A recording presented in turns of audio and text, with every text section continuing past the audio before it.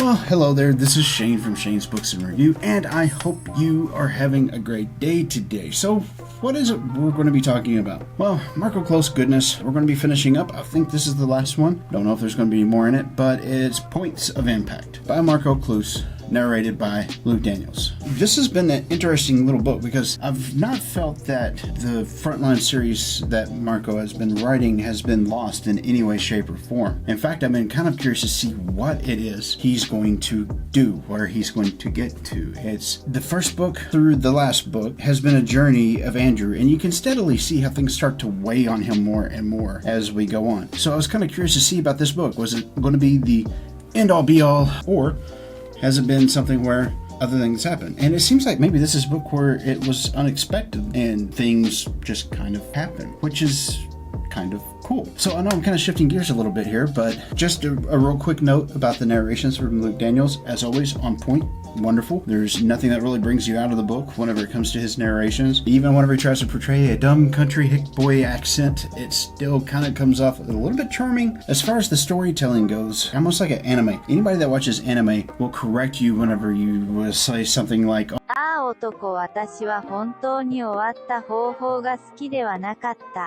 it's about the journey. And that's kind of true, that these books are about the journey. Because if you take each and every one of them by themselves, okay, yeah, sure, there's some things that happens here and there. But whenever you look at the universe that's been created, the story is actually really good, because we watch this guy from being a young kid into a young man into becoming the old fart that was at the top whenever he was coming in. We watch his confidence gain. We watch him start to struggle with the morality of war and the actions that he's had to take. So he's kind of hit that midlife crisis in this book where he's trying to figure out, do I need to nest? Do I need to have kids? He just wants to give the last go that he's got with his wife, which is highly respectable. It was a mark of a more mature writer than whenever he first started writing these books, for sure. Life lessons being what they are. I believe that Marko Kloos had military service. Anyway, yeah, he was a junior NCO in 1989. So anyway, the long of it all is this. We all get to that point where we want to spend time doing something more important to ourselves than just XYZ that we've always done.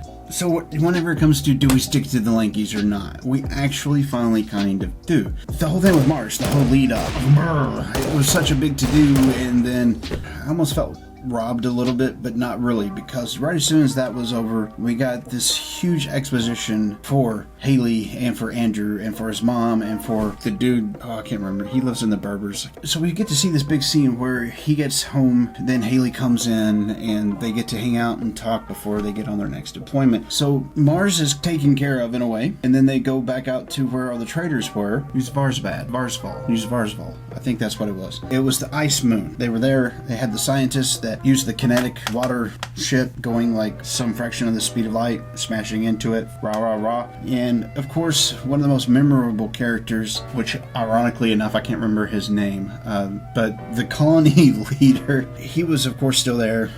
The Lankies land. There was 3 seed ships that went there. With this new ship that has been deployed, man, they give it to the Lankies really good, but again, we don't win.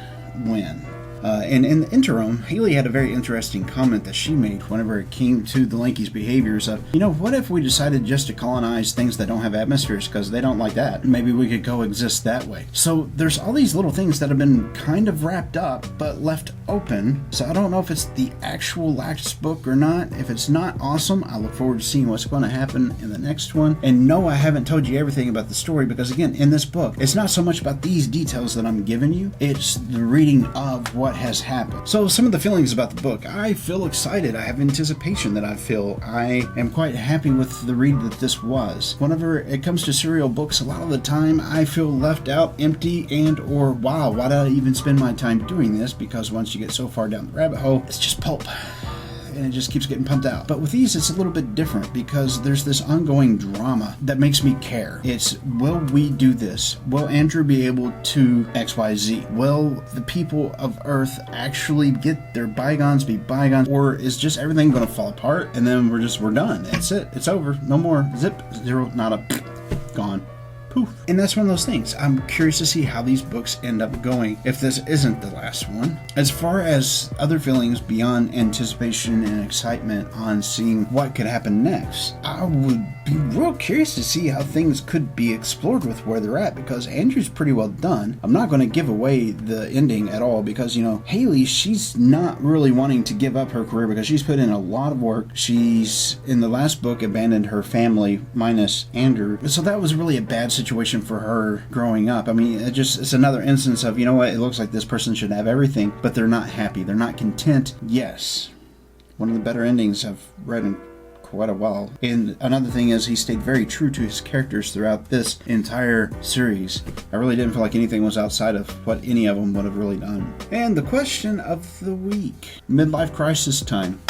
What would you do? Let's say that you've gotten through it, kids are grown, they're out of your house, which, God, I've still got 12, 13, 14 years before that's the case for me. Let's say that, yeah, I know. Let's say that that's the case. Kids are gone, you're good to go, you've got all this stuff that you kind of wanted to do and it's just been burning at the back of your head. Do you continue just on your normal mundane path? Because, I mean, you know, 20 years is 20 years and most people retire after 20 years. If they're smart and invest like they should. Maybe you have an educational system that actually teaches you stuff. But for the rest of us that have a midlife crisis and realize, oh my goodness, it's time for us to live a little bit, you know, let's do something here. Yeah, I'd love to know.